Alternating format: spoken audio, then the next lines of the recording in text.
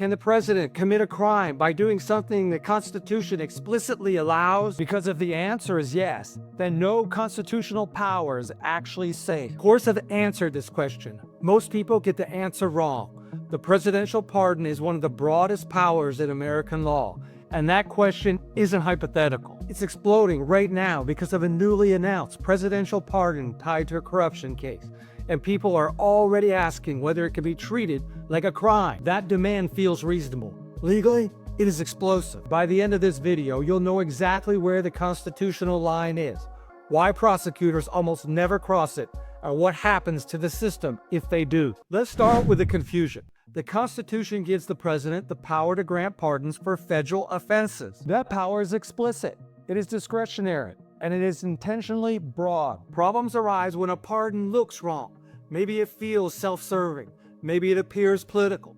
Maybe it offends public sensibility. That reaction surfaced this week after President Trump announced a pardon connected to a federal corruption case involving former Puerto Rico Governor Wanda Vasquez. Immediately, the debate followed a familiar path. Not, is this fair, but can prosecutors criminally investigate the pardon decision itself based on motive? That distinction is everything. Pause here, because this is the exact point where most people think the law goes one way and it actually goes the other. Here's how the government would frame it.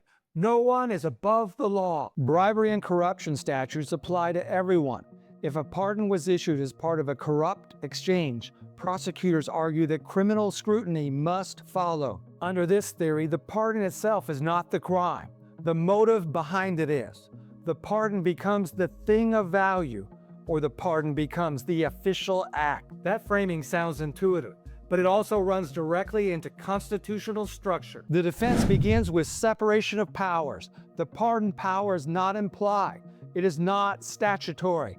It is written directly into the U.S. Constitution. Courts have treated that immunity as free from criminal second-guessing for over 1 century. The Constitution does not require pardons to be fair.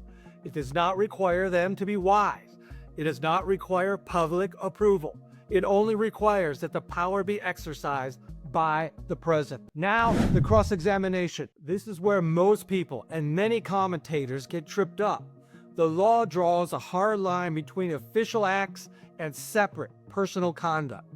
Issuing a pardon is an official presidential act. It sits at the core of presidential authority. That immunity does not disappear because a pardon is unpopular. It does not collapse because prosecutors dislike the reason behind it. And it does not evaporate because a later administration disagrees. If motive alone were enough, every president would govern, knowing the next administration could prosecute them for doing their job. This is not a loophole in the Constitution.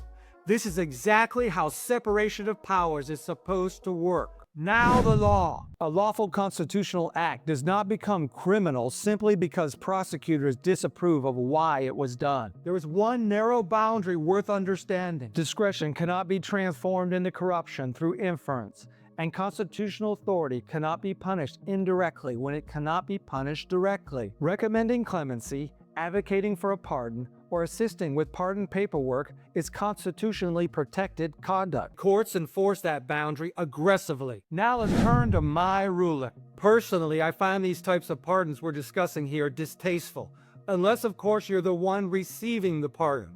But personal distaste has no role in constitutional analysis. A president is immune from criminal prosecution for issuing a pardon, and that immunity covers the act itself and the motives behind it. Yes, prosecutors may ask questions. They may investigate unrelated conduct.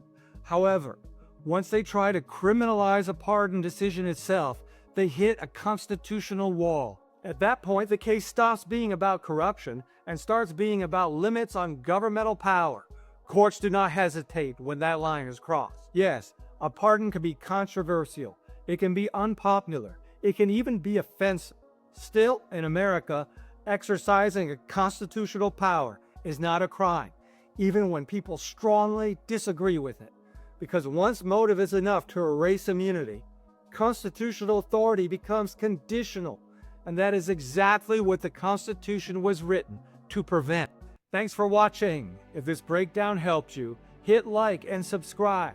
And remember, the truth matters and so does reasonable doubt. See you in the next case.